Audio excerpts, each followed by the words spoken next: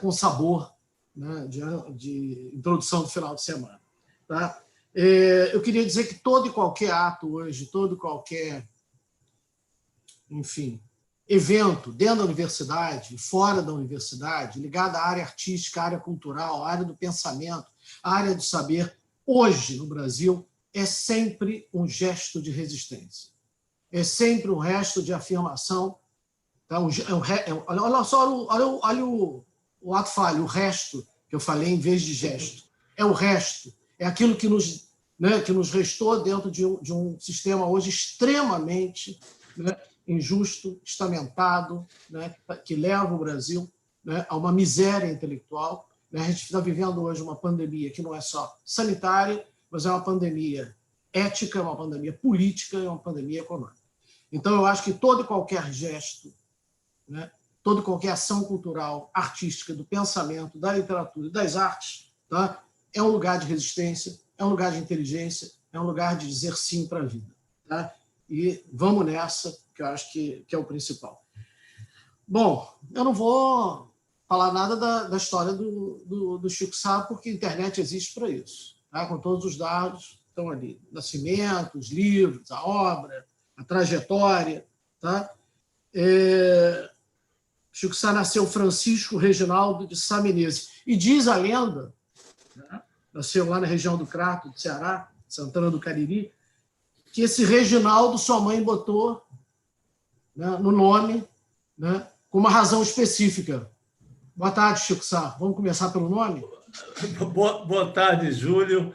Cara, que bom estar aqui com vocês. E vi o professor o Paulo Henriques Brito aqui, fiquei nervoso, porque o que eu sou fã desse cara, poxa, juro que bateu o nervosismo real, porque não é todo dia que você fiz 1000 reuniões dessa natureza agora na pandemia, mas já não atentei que poderia encontrar o Paulo Henriques Brito assim no final de sexta-feira. Então, queria primeiro confessar a ele a minha vastíssima admiração, sou muito fã, tiete ou qualquer outra classificação que houver para eventos dessa natureza. Então, muito bom estar aqui com vocês todos.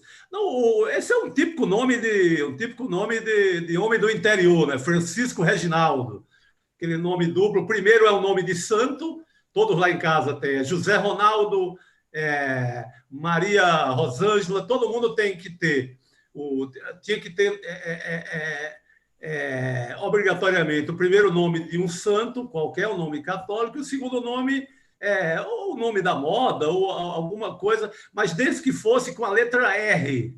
Então Maria Rosângela, o segundo nome teria que ser obrigatoriamente com a letra R. José Ronaldo, Francisco Reginaldo e por aí vai. Então, o nome é isso. Essa história do Reginaldo Rossi, eu disse brincando uma vez e tomaram como absoluta verdade, Júlio. Mas não bateria nem direito a data. Assim, o Reginaldo Rossi teria que ter começado infinitamente antes para bater com o meu nascimento de 62. Eu sou um homem de 62, então não bateria. Mas foi uma dessas lendas urbanas que se espalharam e eu cansei de dizer que não procedia. Então deixa a lenda ligada a esse poeta, esse intérprete da canção romântica nacional correr solta aí. Chico, eu fiz de propósito a provocação, porque além de você escrever poesia, de escrever crônica, romance, escrever humor, biografia, de falar sobre esporte, foi ótimo, inclusive, a oportunidade que eu tive de rever a sua obra, de voltar a, pelo menos 2 livros seus. Júlio, obra é bondade, porque eu acho que não é uma obra, acho que uma reunião precária de livros, escritos em intervalo de matérias, de reportagem, de redação, né? Eu fiz o que é possível um repórter fazer no intervalo dos plantões, nos intervalos da redação, assim. Eu tenho não seria uma obra, são acidentes acidentes gutenbergianos. Acidentes Chico, gutenbergianos. Chico, toda obra ela é precária, toda obra é incompleta. Como disse Silviano, todas as histórias são mal contadas, porque o leitor é que continua. Então, eu, seu leitor, tenho muito prazer em ter contato com a sua obra. Tá? Boa, obrigado, querido. O teu romance e teu livro das crônicas de futebol. Então, rapidamente, eu levantei uma série de tópicos, de temas, de elementos com os quais você trabalhou até hoje. Boa. Tá? Futebol, política, humor, erotismo, comportamento, brasilidade, a mulher, o desejo, o sexo, a memória, a arte, o rock e por aí vai. E você é um enorme contador de histórias. Tá? Enfim. E aí o que ocorre é que a provocação desse evento, Toque para Ampliar, Sensibilidade e Distanciamento, um pouco fala dessa ideia, dessa pluralidade, de uma série de manifestações, né, do artista contemporâneo como você, que escreve a partir, né, de plataformas e, enfim, de espaços distintos. Né? Você está na televisão, tá? Você está na internet, você está no livro, né? Você está na mídia, tá? Você está em diversos espaços distintos. Agora, ao mesmo tempo, você mesmo uma vez brincou dizendo que você é o ministro da Fazenda do planejamento de você mesmo. Você consegue um freela, né? Pega aquele dinheiro e vai pensar o que você vai escrever a partir dali. Só que esse é um lado muito legal, um lado potente e bonito dessa história. Agora, tem um outro lado, principalmente na crise contemporânea, que é a uberização da atividade cultural, a uberização do trabalho. Eu queria um pouco, né, que você falasse dos dois lados. De um lado, é incrível para o seu leitor que você possa transitar em gêneros os mais distintos, com tanta facilidade, tá? E com tanta competência. Do outro lado, né, você está sentindo no bolso, está sentindo na carne, né, que nosso trabalho está passando por um processo de uberização. Né? Ou seja, a gente está empobrecendo, não só em termos de atividades, né, artísticas, jornalísticas, literárias, culturais, como também na parte econômica. Fala um pouquinho disso, Chico, por favor. Boa, Júlio. Eu falei usei a palavra precariedade na questão da minha suposta obra, mas você tocou numa precariedade que é muito mais séria e repleta de consequências assim nefastas, né? E não diz respeito apenas à profissão de jornalista, mas tem muita coisa que me incomoda muito. O que me incomoda principalmente é a exigência que é imposta nessa uberização de você estar se vendendo o tempo inteiro. Você está fazendo um alto jabá, para usar a linguagem que se usa muito no mercado da música. Você acorda fazendo um jabá de si mesmo e dorme fazendo um jabá de si mesmo, tentando vender suas várias atividades, ou programas de TV, ou vídeos, ou cursos de crônicas, como os que eu tenho dado agora durante a pandemia. Então, de cara, a face mais cruel dessa uberização, se no meu universo, que eu transito aí entre o jornalismo e a crônica, entre o jornalismo e a literatura, essa venda diária, essa autovenda, está se vendendo o tempo inteiro, em vez de ser bem remunerado numa das suas atividades e poder ter uma certa paz nesse sentido, e também não incomodar todo dia o teu leitor buscando a leitura, a compra do livro, a compra da palestra, a compra do teu vídeo. Isso assim, eu vejo como a face é o que tem me incomodado muito, principalmente agora na pandemia, acho que como estávamos mais reflexivos, isso assim, foi um dado de muita que me incomodou bastante, sabe? Eu gosto, não fujo dessa questão de fazer multicoisas o tempo inteiro, mas isso é legal quando é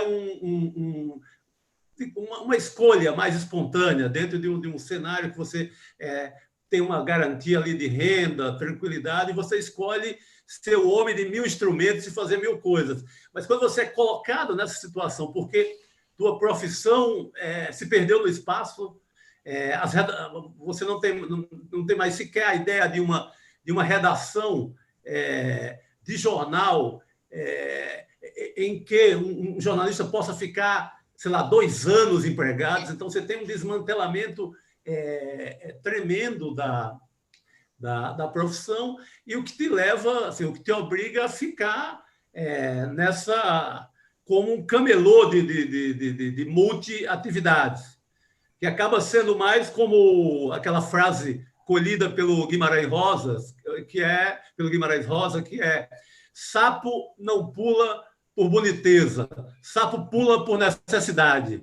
Então, me enquadro muito nessa frase roseana. Eu acho que é por aí. Bom, queria falar de alguns livros que eu acho que nós estamos num evento basicamente de literatura, apesar de ter aqui pessoas de diversas áreas, com formações mais distintas. Mas eu queria que você falasse um pouquinho mais, já que nós estamos numa instituição católica, que você falasse um pouco do Catecismo de Devoções e Intimidades, tá? E Pornografias, que é um livro muito curioso. Tá? Enfim, é um livro que você retoma, eu acho que, uma tradição de crônica. Essa questão da crônica, para mim, é fundamental na sua obra, no que você produz e escreve. A crônica é um gênero muito importante para entender o Brasil. Sim. Tá? É um gênero que eu não sou daqueles que vai dizer que só existe no Brasil crônica, que isso não é verdade. Mas o gênero crônica, a maneira como grandes escritores, né, utilizaram a imprensa, né, Drummond, Clarice, né, o tempo inteiro está ali escrevendo para o jornal, ao mesmo tempo, né, produzindo a sua obra.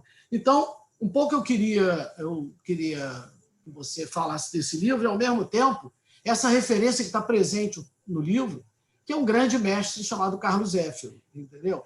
Que formou boa parte do imaginário de uma certa tradição. Paulo ali está balançando a cabeça, concordando inteiramente.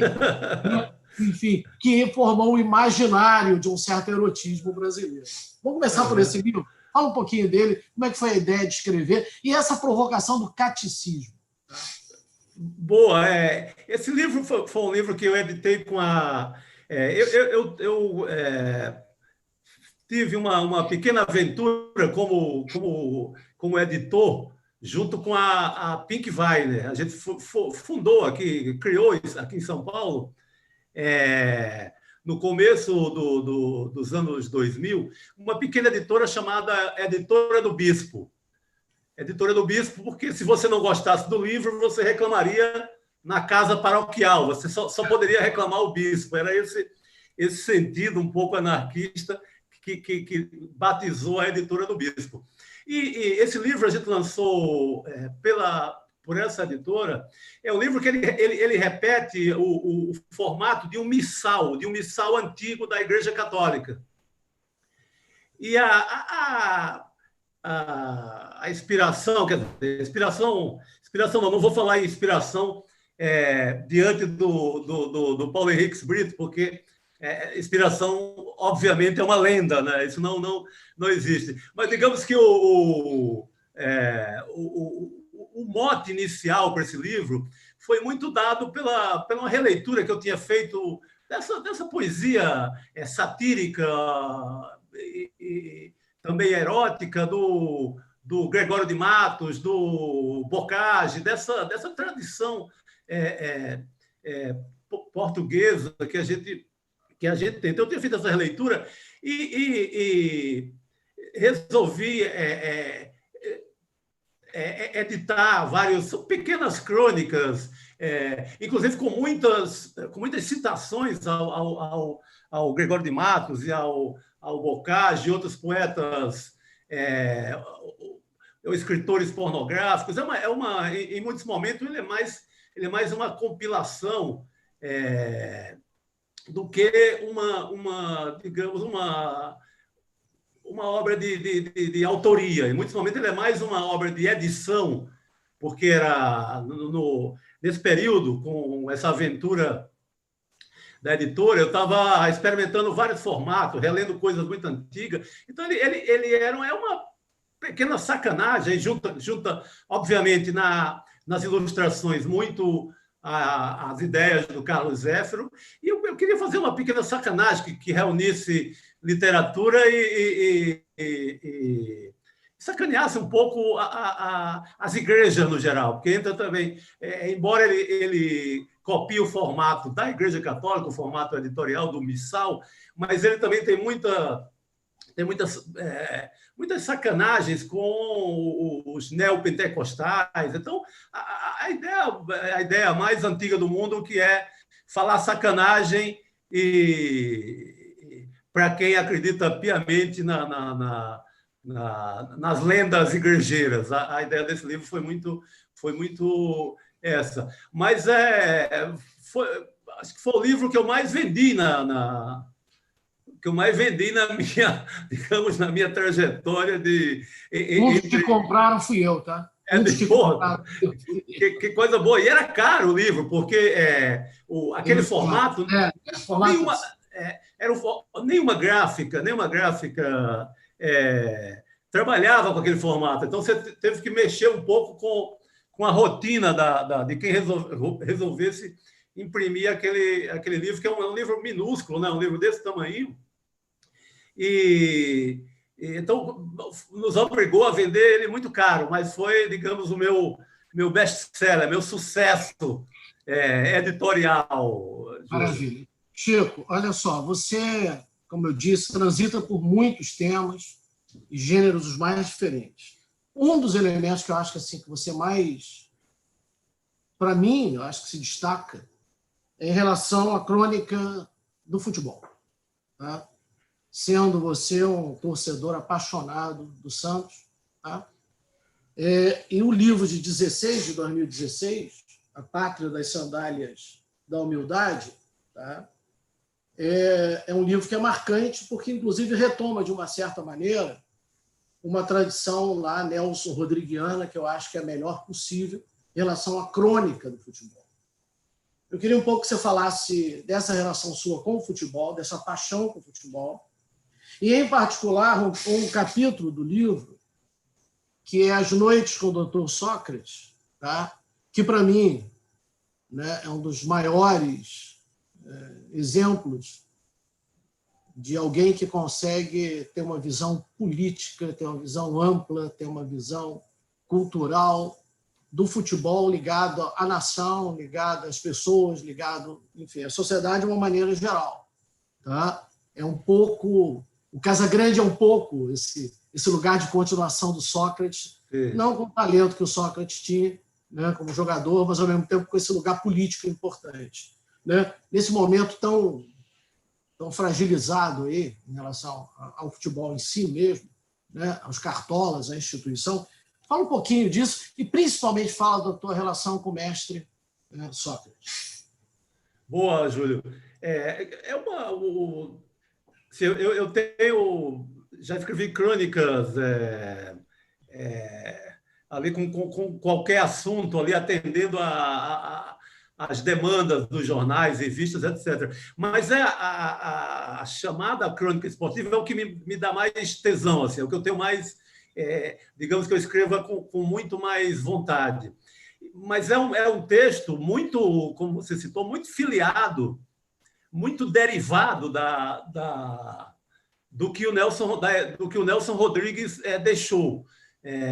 Com um pouco ali, digamos, na cartela ali das influências, o Paulo Mendes Campos. Assim, eu tenho muito da minha leitura do lirismo do Paulo Mendes Campos, não só no futebol, que ele escreveu, aliás, muito bem sobre futebol,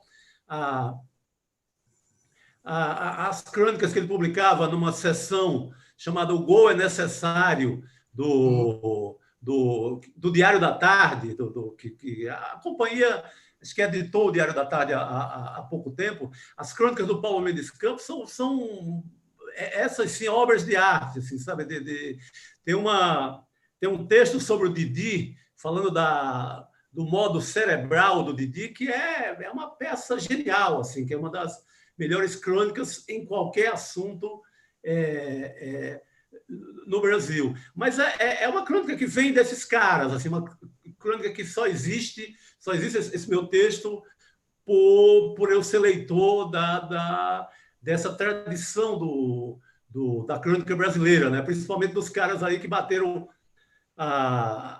aquela bola honesta nos anos 50, 60, principalmente nos jornais cariocas, que aí você junta também o Otto Lara, o Nelson, já citamos, o Fernando Sabino, a mineirada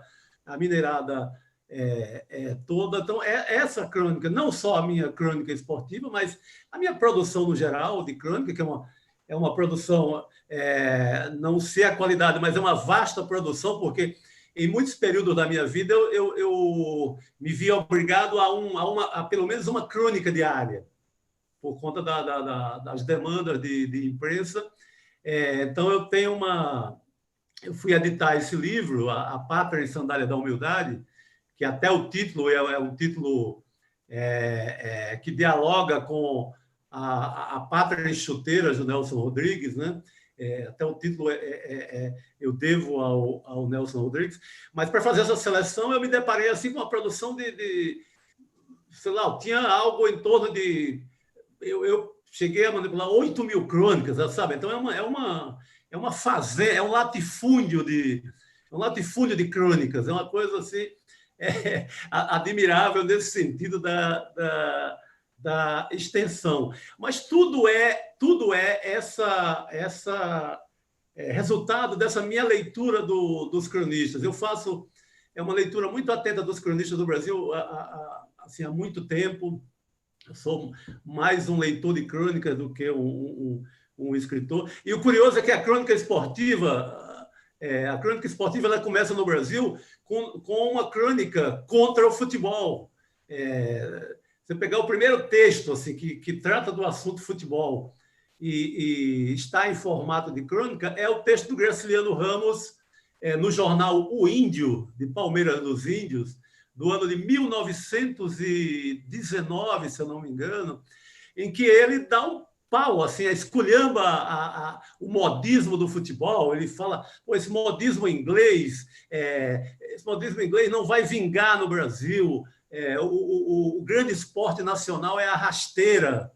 O grande esporte nacional é a rasteira e jamais será o futebol. Então, a gente tem nessa história da crônica esportiva, a gente tem a primeira crônica esportiva contra o futebol.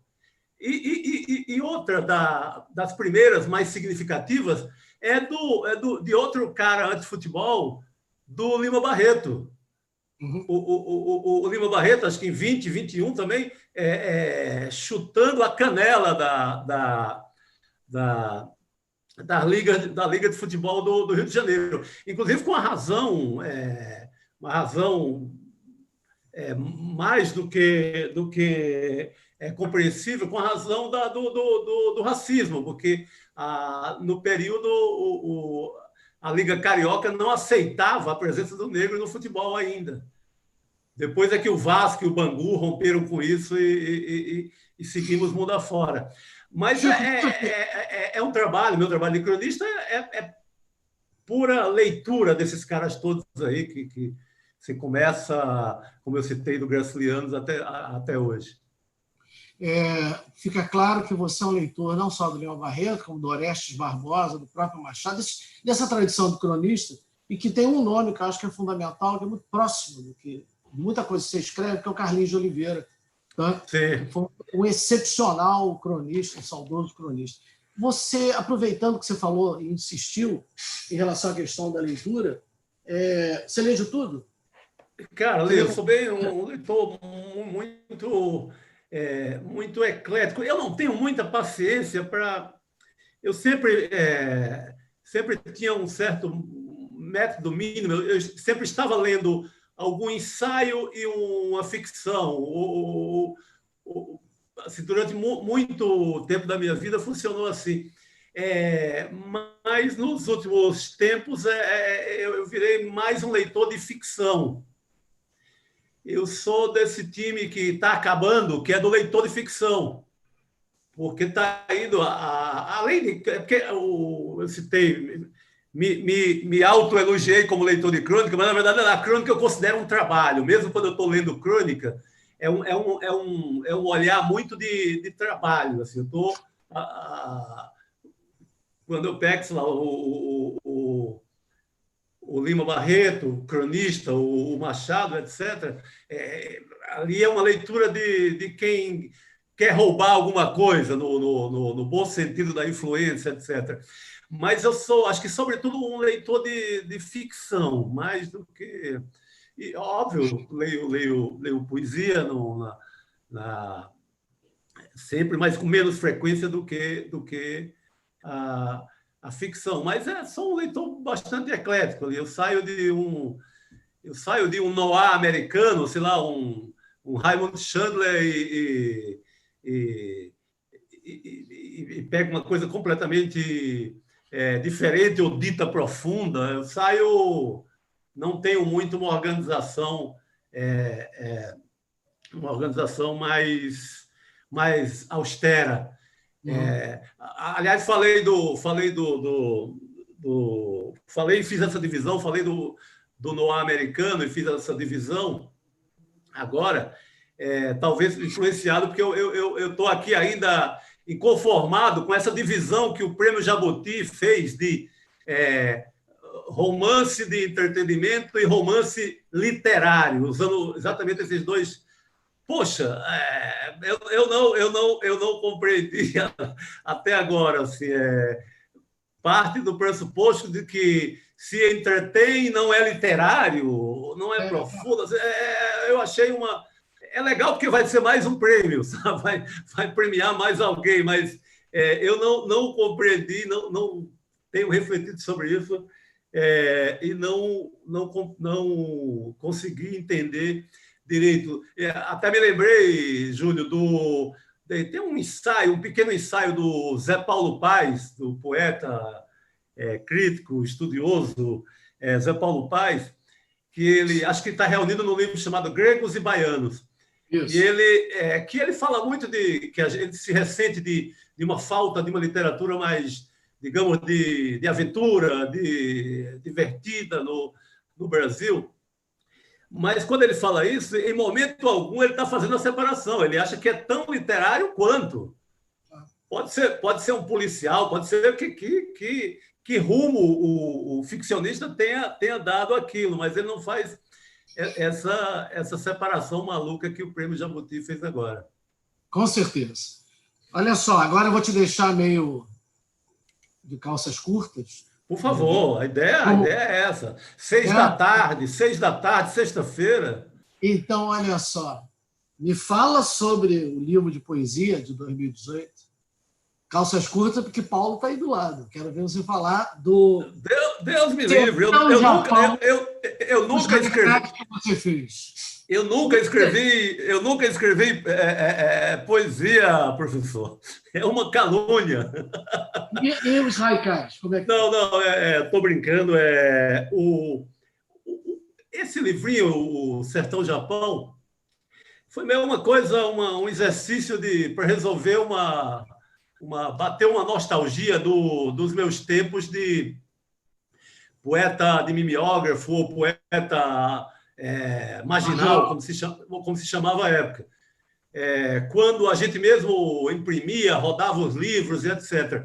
É muito resultado dessa nostalgia. E sempre gostei muito do haikai, quer dizer, não do haikai, porque a gente não faz haikai, a gente faz uma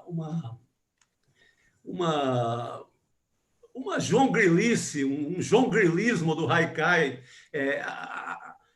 uma adaptação, né, que os poetas no Brasil fazem desde Guilherme de Almeida, há séculos se faz essa brincadeira em cima do haikai, porque se você for pegar o espírito do haikai mesmo, o japonês, oriental, ele é muito sério, né? Ele envolve a estação a estação do ano em que é feito o poema. Ele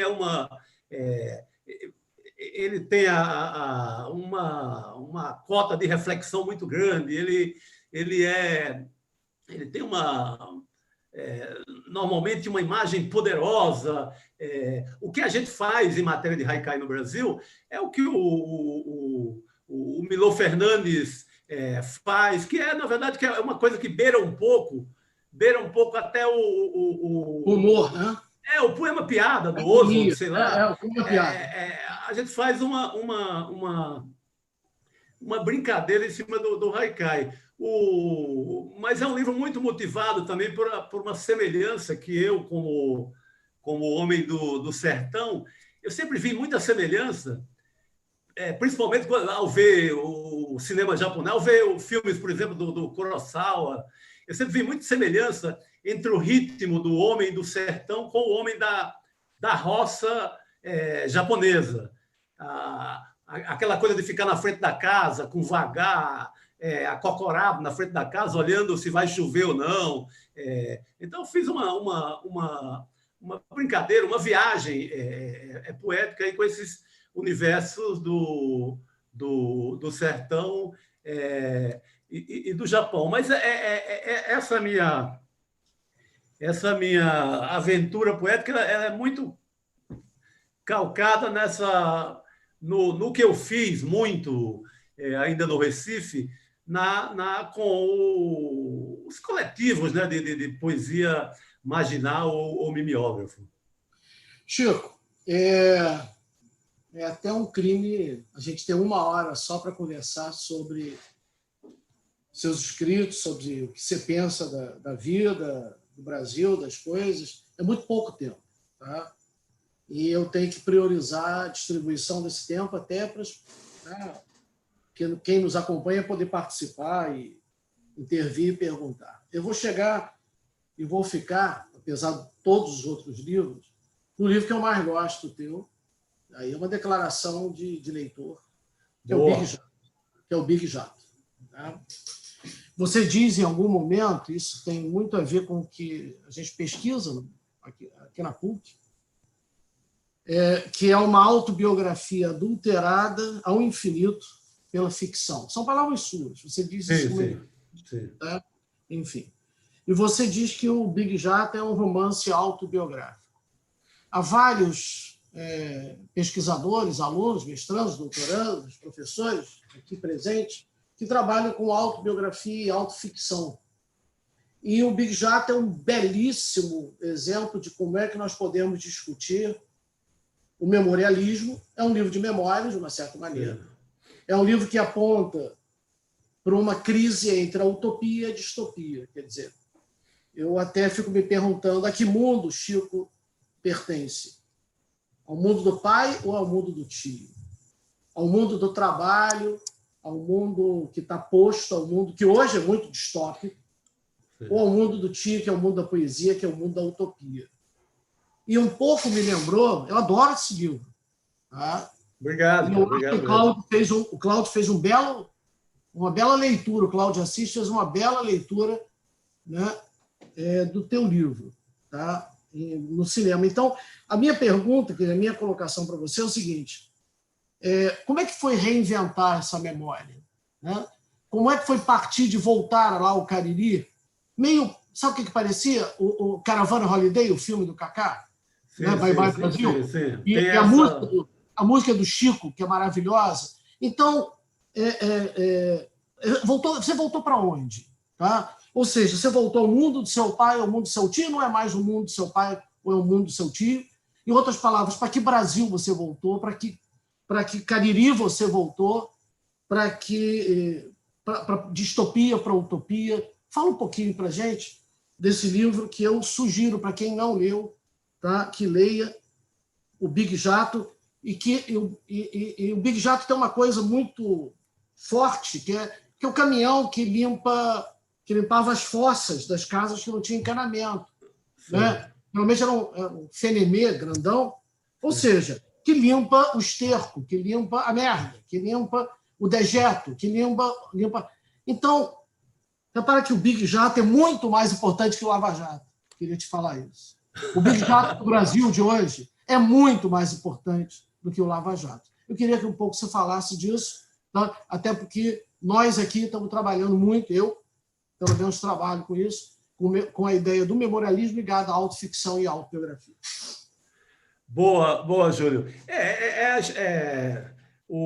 Digamos que o drama principal do livro seja essa escolha do menino, que ele cresce imprensado entre um pai da disciplina, um pai firme, um pai religioso, que só acredita no suor do trabalho, que diz que o homem que não volta para casa com a camisa manchada de suor ao final do dia não é um homem, é um pai que mais resmunga do que fala, é um bicho bruto ali, né? É um bicho, é um pai que tem muito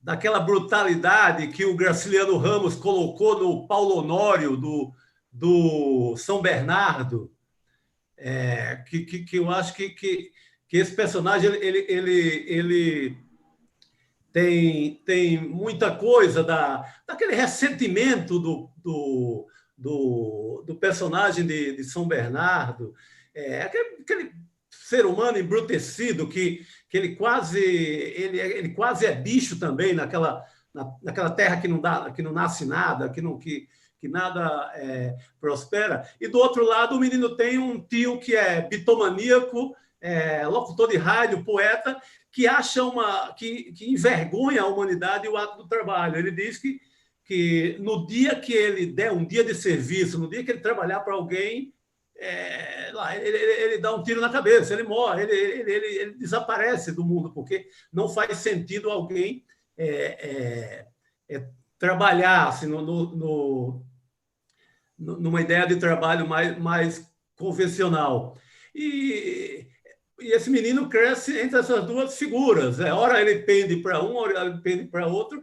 Mas acho que eu voltei. O livro tem muito de um Cariri, assim, onde todo mundo era contador de história ou poeta no sentido do poetas orais, poetas de feira, né? Poetas ligados àquela tradição do Nordeste de poesia oral ou de contadores de história, né? Então, esse Cariri, acho que eu meio que presto conta, eu faço um acerto de contas são com essas camadas de vozes desse Cariri, sabe?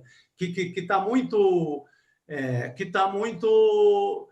muito presente no livro. A prosódia do livro é muito a forma que aquela coisa que eu ouvi desde que nasci, assim, está muito impregnado. O ritmo é muito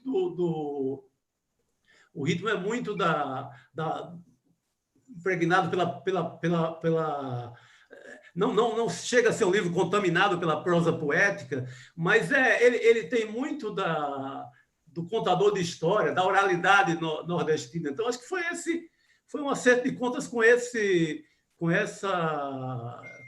região, né? com o lugar. Assim, e foi muito, de certa forma, psicanalítico. Assim. Acho que foi um momento que eu me vi em São Paulo, completamente vendido para outro universo, que eu me senti, digamos, um pouco abestalhadamente modernizado, que acho que faltou um pouco de terra nos pés ali. Eu acho que essa narração, o que eu contei nesse livro é muito esse meu acerto com o cara que eu tinha virado, tão distante daquele universo e tal. Acho que acho que a ficção não precisa ter nenhum lastro psicanalítico ou de acerto de conta, mas acabou sendo. Acho que o livro tem muito disso, Júlio. Agora, esse detalhe que, na verdade, não é só um detalhe, do caminhão que limpa a merda da cidade, tudo, fica muito no livro como não foi trabalhado assim como uma metáfora, não foi uma metáfora organizada, planejada para estar no livro, mas acaba tendo esse sentido de que aquele bicho embrutecido ele dá uma limpada nos pecados, na sujeira do mundo com o caminhão que recolhe as fezes da cidade. Acabou tendo vira, digamos, uma metáfora involuntária ali que conduz a história. Chico, num dos ensaios críticos, uma das considerações críticas em relação ao livro, o livro saiu pela Companhia das Letras, só em 2012, se não me engano, acho que é 2012. Tá? Um crítico diz, um jornalista diz que o livro é de um proustiano do Cariri. Ou seja, que o livro tem essa função de em busca de uma memória perdida, em busca de um tempo perdido. Aí eu insisto nessa colocação. Você acha que o livro é melancólico nesse sentido? Ele fala de um passado que se perdeu. É alguém que mora em São Paulo, tá? E que, na verdade, começa a sentir saudades de alguma coisa que está muito distante e só existe na memória? Talvez seja por conta desse acerto de contas que eu falei, mas é muito melancólico. Qualquer exercício mesmo na ficção, de narrar a infância, eu acho que ele resvala nisso, né, inevitavelmente. Não tem como. Acho que o componente tem eu acho que é extremamente melancólico nesse sentido. Tem um humor melancólico. Tem um humor muito melancólico, mas talvez rindo do que eu me tornei, não rindo daquele menino lá, ingênuo, etc.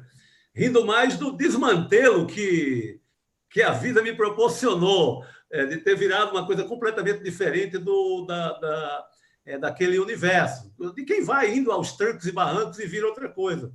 Talvez seja muito melancólico também nesse sentido. A história do Proust, do Cariri, talvez seja, mas aí a gente tem que trocar a Madeleine, o bolinho lá, pela rapadura. É um Proust que lambe a rapadura da memória, sabe? É um Proust nesse sentido. Só posso entender a comparação nesse sentido.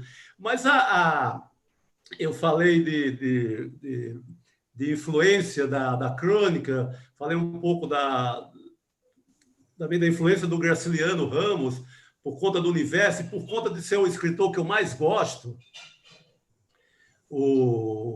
Eu acho que assim, o susto que eu tomei com o Graciliano ali no começo da adolescência, quando eu li Angústia, por exemplo, assim, acho que é quem me torna um leitor ou um cara que tenta escrever esse livro tanto tempo depois. Mas além da presença assim, que é forte do universo do Graciliano Ramos, tem uma coisa que eu me surpreendi, que voltou muito na escrita, que tem um dedo ali do Kurt Vonnegut.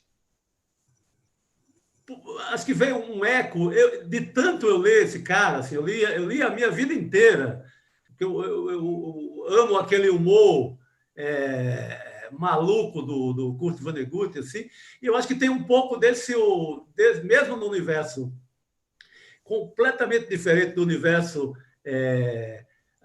americano do Kurt Vonnegut, mas acho que tem algo do humor dele. Eu acho que eu fazendo uma leitura mais crítica depois, eu vi muitas passagens assim que era puro obra de um leitor do Kurt Vonnegut.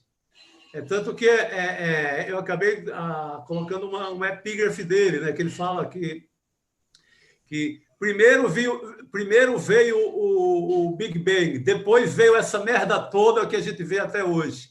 Essa é a epígrafe porque combinava com o caminhão do limpa-fossa do Big Jato.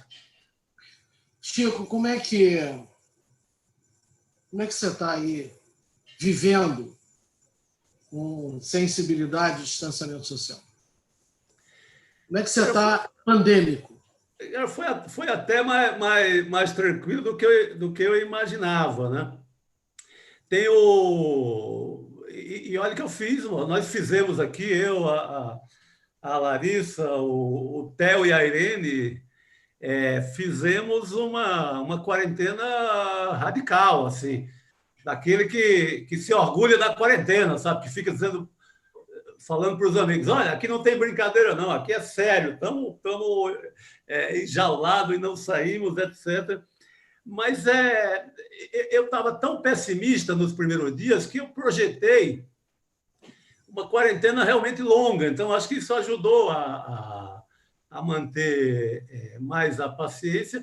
E eu acho que aproveitei muito mais como leitor do que escritor. Assim, aproveitei muito eu reli muita coisa, inclusive o Graciliano Ramos quase inteiro, que eu acabei de falar. Reli o Memórias do Cárcere, que eu não lia, só tinha lido há séculos atrás. Então, foi muito proveitosa no sentido disso. Estou terminando um outro romance, mas, olha, foi fracasso total como produção, como escrita. Só me bateu assim, as releituras. Eu me tornei um leitor até mais responsável e mais aprofundado na quarentena. Mas não consegui o que eu imaginava escrever, terminar o livro, por exemplo. Até mesmo Crônica, teve uma produção também baixíssima. Virei mais um leitor. Aproveitei a chance de ter esse tempo todo para leitura, né? Chico, eu vou pedir, antes de eu encaminhar uma última questão, que o nosso tempo voou, tá? Com prazer, com alegria. Quando a conversa é boa, tudo vai rápido. Eu peço quem quiser colocar alguma questão, que coloca no chat, ou então, e comece depois a abrir os microfones sem problema nenhum, e quem quiser abrir as câmeras no momento final. Mas eu queria aproveitar, porque você é um santista fanático. Tem uma bela foto sua com Larissa e Irene lá em Vila Belmiro, e hoje, por uma coincidência, uma feliz coincidência, né? Pelé faz 80 anos. Tá? Então, no meio de tantos capitães, de tantos seres autoritários, de tantos políticos corruptos, de tanta, enfim, insanidade, né? Comemorar 80 anos de um rei vale a pena. Então, eu queria te ouvir como santista, um amante do futebol, né? E que você pudesse, acho, fazer essa saudação em relação a alguém, assim como Sócrates, em caminhos completamente diferentes, né? Que representa o que eu diria, o que existe melhor desse país. Boa, não, até hoje eu aproveitei e li muita coisa sobre o Pelé. Eu peguei o livro do Décio Pignatari, tem um texto sobre Pelé que está num livrinho editado pela Atelier Editorial chamado Terceiro Tempo, que é maravilhoso. Até estava relendo esse texto do Décio Pignatari sobre o Pelé hoje, li outras coisas e tal. Cara, é um personagem que eu acho que o Brasil até gosta pouco, né? Acho que os pitacos, os palpites infelizes dele, sei lá, sobre eleição, sobre política, acho que contaminou tanto a ideia que temos sobre Pelé que eu creio que a gente goste até pouco, como eu digo, a gente como no sentido do país inteiro, né? acho que ele é até muito castigado por uma declaração aqui, uma atitude aqui, outra ali. Acho que é muito cobrado até por quando teve a chance de fazer um discurso mais enfático contra o racismo, por exemplo, ele disse só, e Pelé disse só love, love, love, como foi o caso na chegada lá ao Cosmo, em Nova York. Então, é uma figura muito criticada por conta desses palpites infelizes aí ao longo da carreira. Mas eu acho que Pelé, a obra dele é o jogo, ele é um artista, ele é um inventor, né? Ele é um inventor, ele é dono da milhares de patentes de jogada. Então, ele é um inventor ele é um inventor de linguagem, né?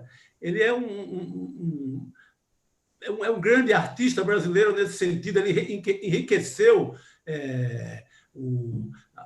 a linguagem de um esporte. Ele criou várias histórias que estão muito presentes, inclusive nos gols perdidos deles, que são gols perdidos que são obras-primas, como aquele contra o Uruguai na Copa de 70, que ele dá um drible. Né? Que até então aquele drible é uma invenção, não se tinha aquele drible na linguagem do futebol até então. Então ele cria um vasto repertório que depois outros até aprimoram, mas eu vejo como esse grande artista brasileiro, assim, me junto nessa hora celebro o aniversário, qualquer coisa, eu sou torcedor nesse sentido. Chico, muito obrigado, agradeço muitíssimo essa conversa, poderíamos continuar conversando muito mais coisas. Tá? Teremos oportunidades. Foi assim um prazer enorme ter conversado com você. Queria agradecer a todos e passar ou ao Clélio, ou a Luciana, a Patrícia, não sei, né, para a leitura das perguntas ou das colocações. Tá? Eu peço, quem puder, abrir os seus microfones, tá? E as suas câmeras, se for o caso, se sentirem confortáveis. Tá? E eu queria agradecer, pedindo uma salva de palmas de todos, que tem isso também, a internet dá essa possibilidade. Obrigado, cara, obrigado. Eu sempre brinco que esse formato agora lembra o Edifício Master, filme do Eduardo Coutinho. Total, é verdade. Cada um no seu kitnet e com uma responsabilidade gigantesca, né, de lutar pelo bem do condomínio. Então, cada um de nós tem a sua narrativa, a sua história, a sua vida, como no Edifício Master. O Eduardo anteveu, né, anteveu completamente isso. Tá? Enfim, anteviu completamente isso. E, obviamente... Júlio, tem aquele outro livro que parece também com isso, do francês lá, do Georges Perret, que eu não sei pronunciar... Vida, modo de usar, que é também um grande edifício, né? Exatamente. Então, nós estamos na nossa vida, modo de usar, e eu agradeço muitíssimo por essa conversa, pela sua generosidade de estar conosco nessa final de sexta-feira e de semana. Tá? Agradeço aos organizadores e passo a palavra à Luciana, ao Clélio, né, para algumas questões, tá? Desejando um ótimo final de semana a nós todos e saúde. Vida.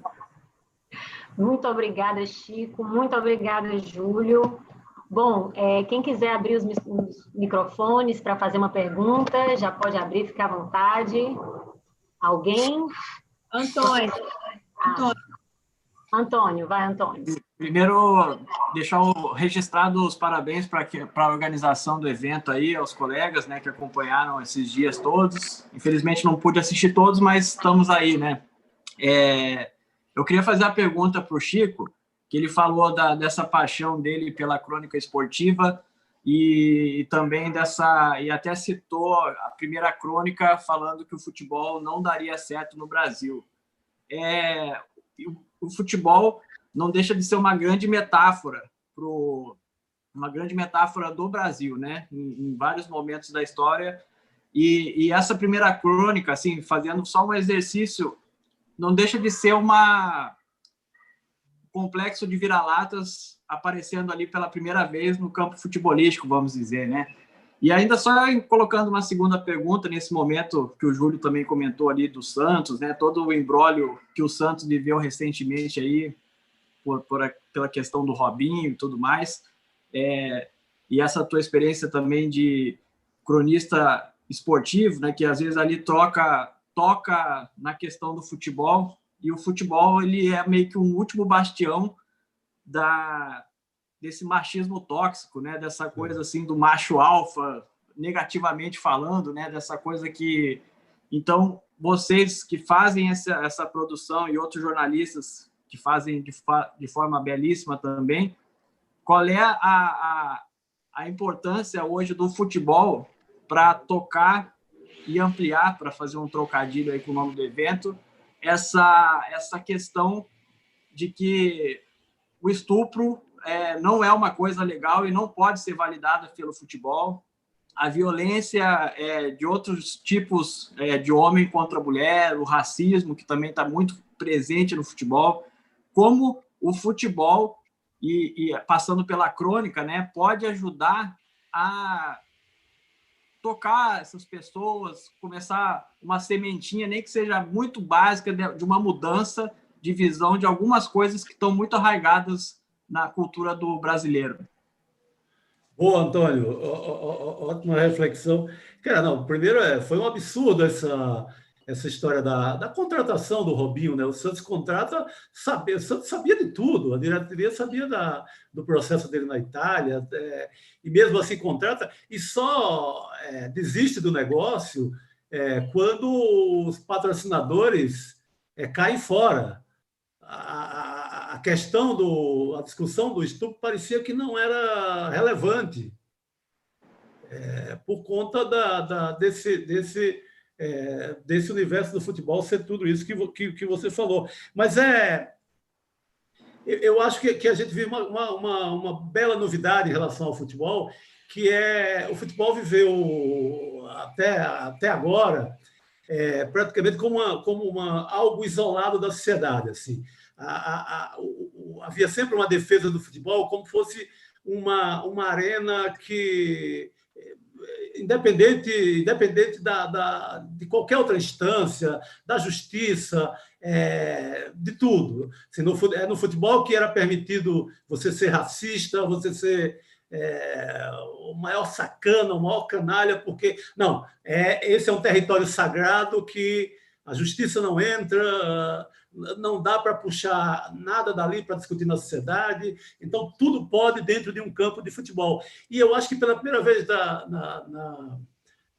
na história começou a rolar essa inclusão do futebol como um traço, um segmento da sociedade. Então, isso eu acho muito saudável que a gente vive hoje. Se discute, sim, se discute o estupro do Robinho, se discute o racismo da torcida do Grêmio com o goleiro Aranha, também do Santos. Então, você ter tirado o futebol dessa redoma, quase como o futebol sequestrasse a sociedade ali para dentro do estádio, e nada que acontecia lá estava sujeito à legislação ou discussão ou coisa nenhuma. Sempre nós, os cronistas esportivos, tratamos assim a vida inteira. Não é machismo porque é no campo de futebol. Então, pode esculhambar uma mulher que sobe na arquibancada, sabe? Pode linchar, vale tudo porque é nesse território sagrado do futebol. Então, esse dado é um dado que não é só otimismo meu, é um dado muito importante. Você pega hoje mesas redondas discutindo problemas da sociedade, mas que aconteceram dentro do campo, sabe? Isso eu vejo como um avanço, como um avanço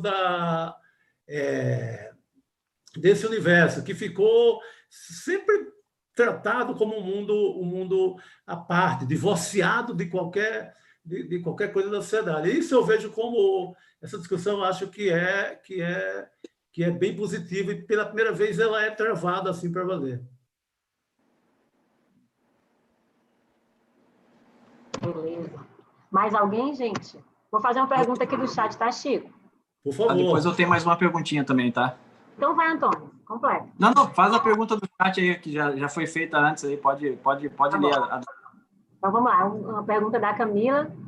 Chico, você acredita que o sucesso da ficção agora, sobretudo das distopias, se dá em função de um presentismo acompanhado de uma descrença no futuro? Eu acho que a gente esses elementos aí que remetem ao que chama de distopia, eu acho que eles favorecem muito a ficção. Não sei se a ficção feita agora, mas a ficção já consagrada. Tanto você tem esse fenômeno aí da volta da leitura do 1984. Você pega, voltou, está na lista dos mais vendidos, o que era impensável. Então, essa realidade absurda ela está remetendo muito a clássicos assim. Então, também Admirável Mundo Novo. Acho que há uma sede pelo menos, de se consolar um pouco com essas leituras. E há também uma produção, de agora, assim, dos nossos ficcionistas aí, contemporâneos, uma produção muito grande também, que dialoga não necessariamente com algo que possa ser classificado como distópico, mas com a realidade. Assim. Você pega o livro que eu li agora, A Morte e o Meteoro, do Joca Reyners Terron, um livro também que saiu pela companhia, que eu acho um belo livro, que é um livro que o enredo, para enxugar ali, seria como se é o Canadá dando asilo político à última tribo, ao que restou da última tribo indígena da Amazônia. Então, essa temática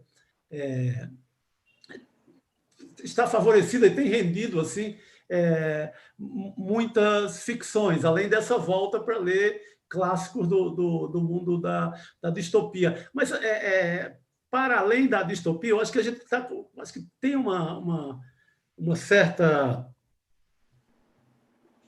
acho que a cartilha atual da ficção acho que está exigindo, aí não sei se é uma coisa de mercado ou se é uma vontade real e consciente dos leitores, mas exige-se hoje muito aquele velho dado do baseado em fatos reais, sabe? Eu confesso que eu não sou um bom leitor disso. A princípio, eu rejeito, assim que o livro sai. Eu até leio tempos depois, mas eu gosto mais da ficção baseada em coisa alguma, sabe? Sou muito mais um leitor dessa ficção de um mundo da lua, de qualquer coisa, do que baseado em algo terreno que tenha acontecido há pouco tempo. Costumo, inclusive, não ler quando o livro ainda tá fresco. O caso do Joca, ele diz nas entrevistas que não tinha nem essa intenção, que era um enredo que estava na cabeça dele pré-Bolsonaro, não foi necessariamente por conta dessa ordem das coisas aí que a gente está vivendo agora. Mas, assim, eu acho que há um leitor muito voraz nesse universo aí das distopias. Há, inclusive, um abuso de tudo a gente acha que esse termo distopia ou distópico, assim, você lê 5 linhas em qualquer lugar, há um abuso, né, generalizado desse termo. Beleza. Bom, Antônio, quer fazer a tua pergunta que tu ia fazer? Sim. Em parte, o Chico já tocou ali na questão dessa demanda pela realidade, né? Essa demanda pelos baseados em fatos reais, né? Sim. Mas a minha pergunta, então, eu vou direcionar para um outro lado. A gente vive...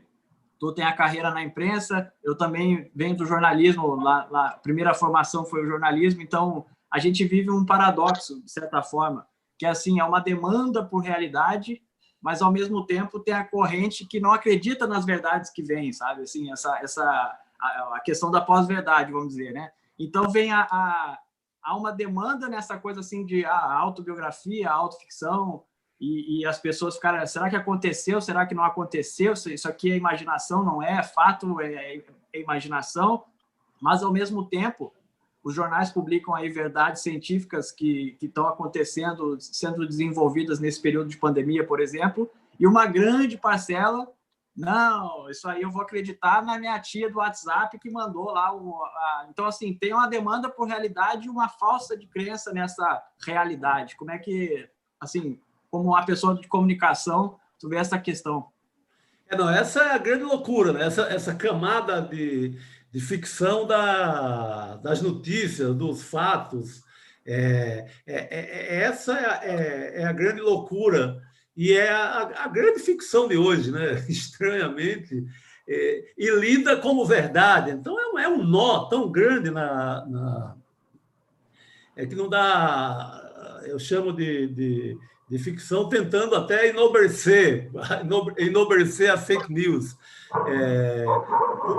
Porque eu acho muitas fake news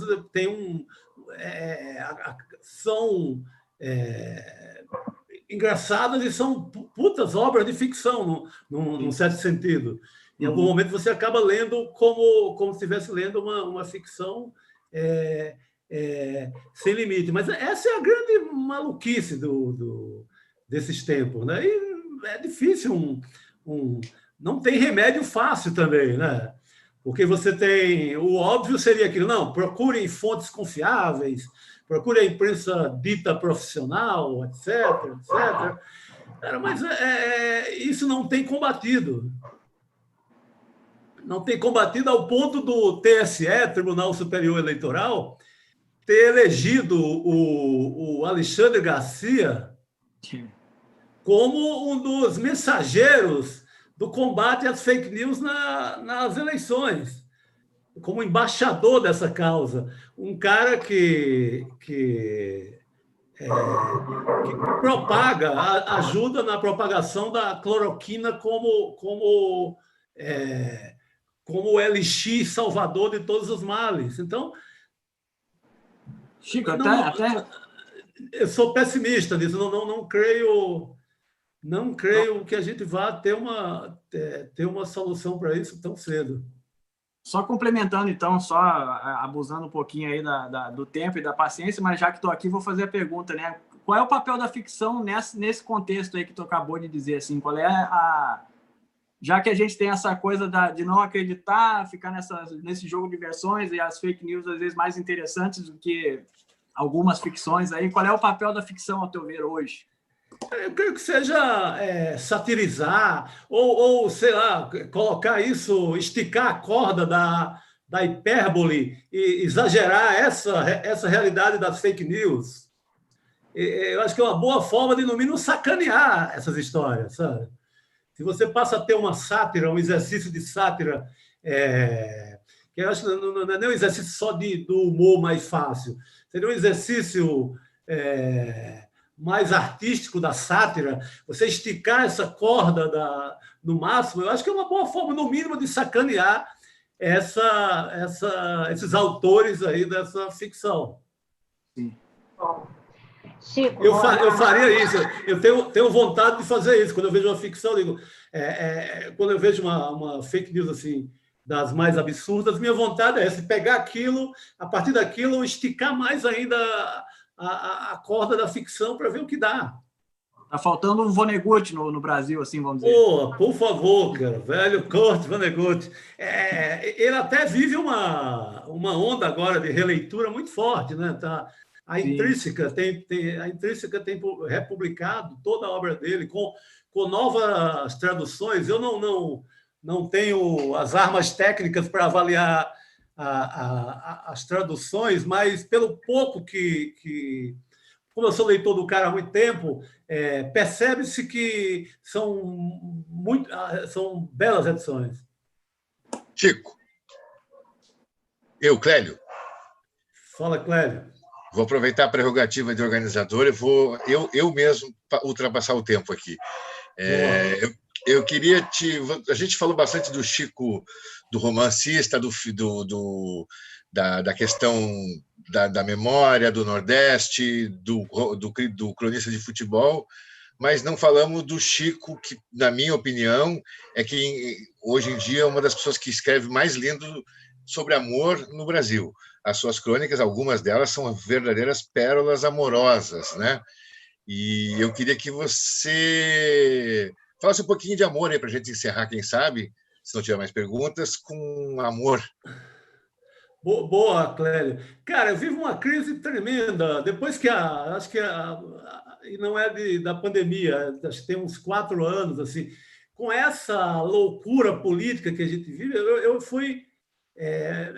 essa realidade me roubou essa crônica mais lírica, mais amorosa. É impressionante, mas a borboleta amarela do Rubem Braga foi para o buraco. Não existe.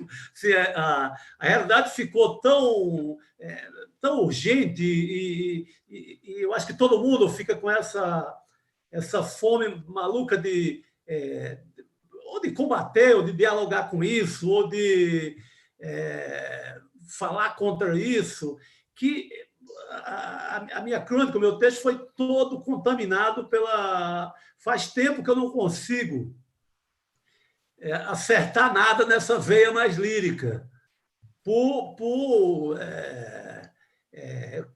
inteiramente essa urgência que eu acho que todos os autores, todos os cronistas têm de dar alguma porrada no que a gente está vivendo. Então, me tirou. Esse é o meu maior prejuízo dos últimos... Aquele Rubem Braga que morava aí dentro se mudou, o Paulo Mendes Campos morreu de cirrose na eleição passada, sabe?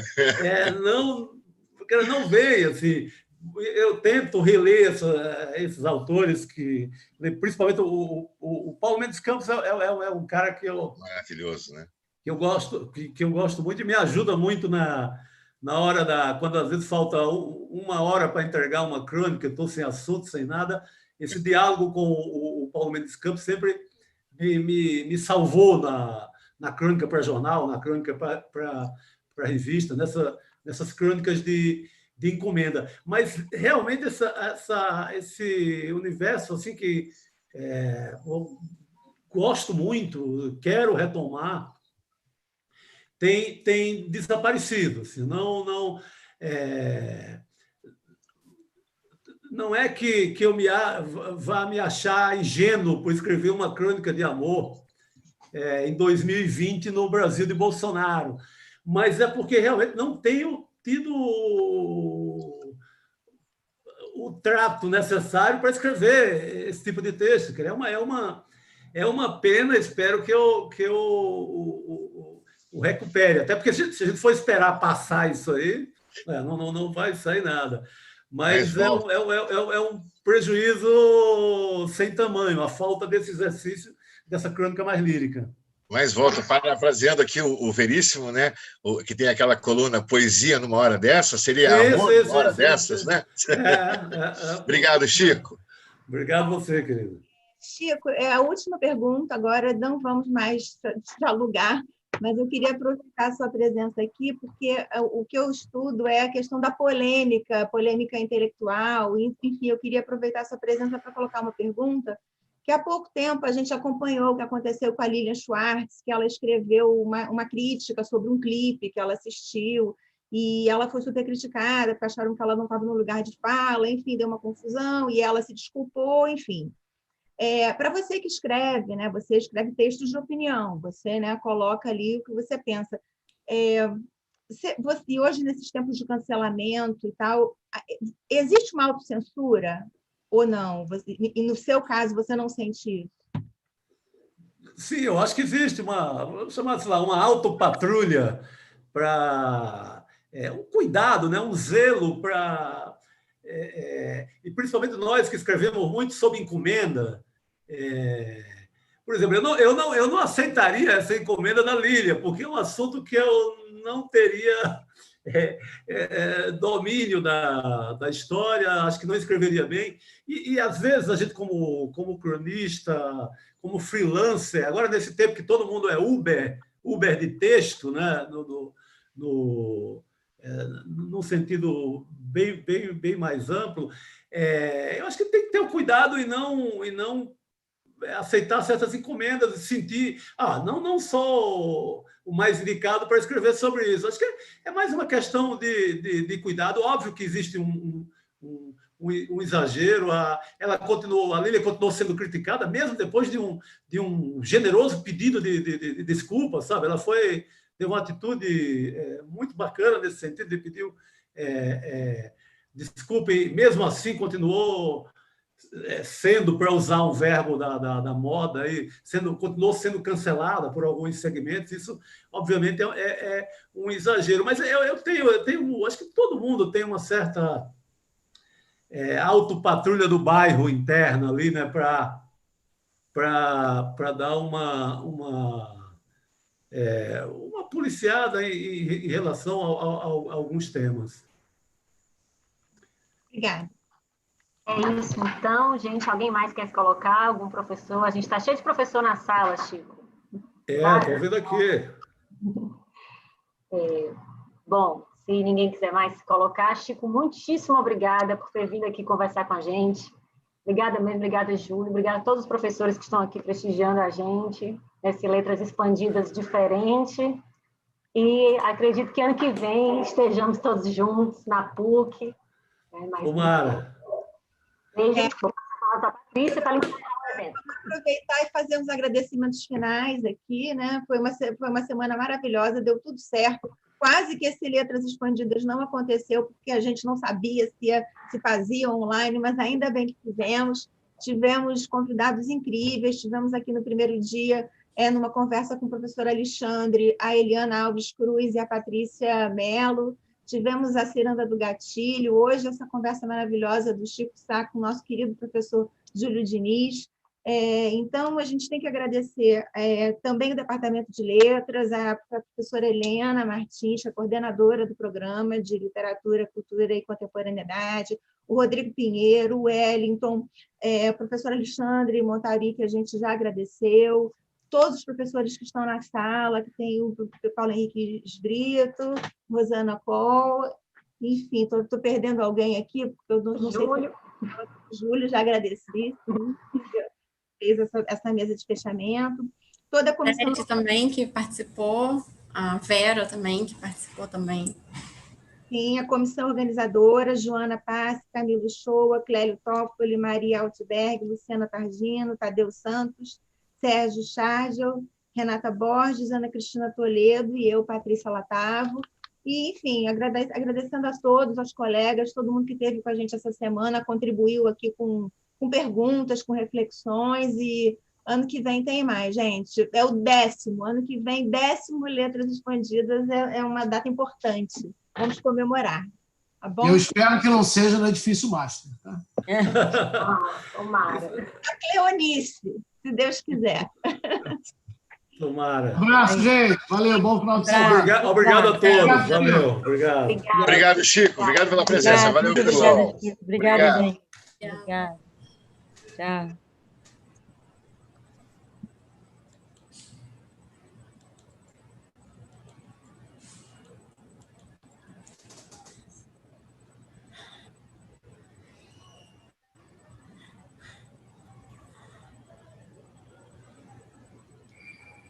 Isso, gente.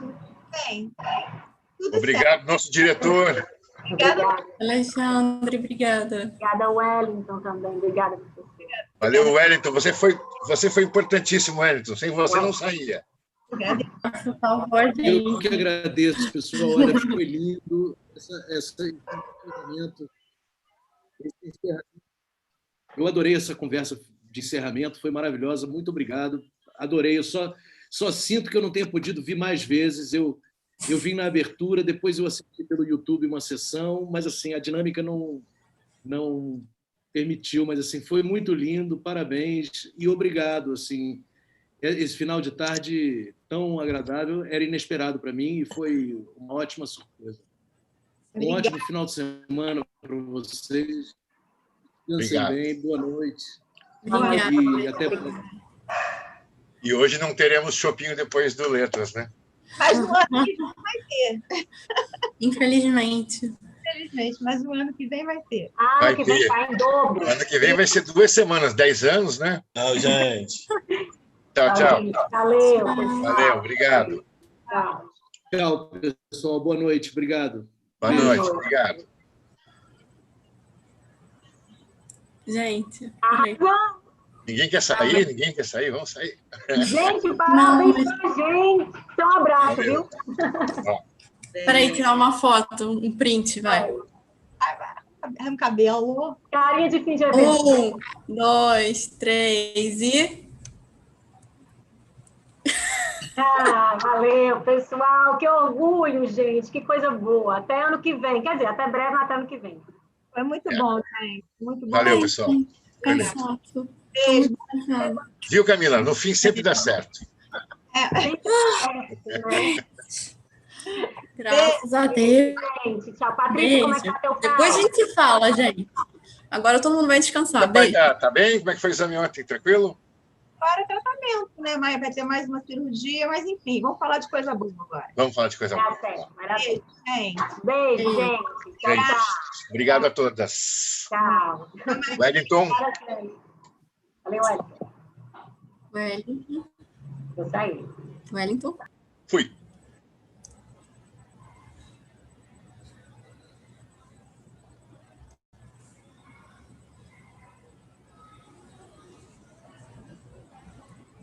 Wellington.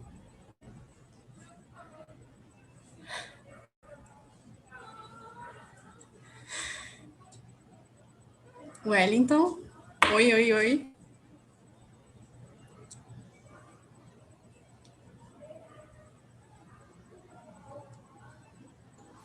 Alô, Camila? Oi. Pode parar a live? Pode. Tá bom. Obrigada, hein? Nada. Tchau. Tchau.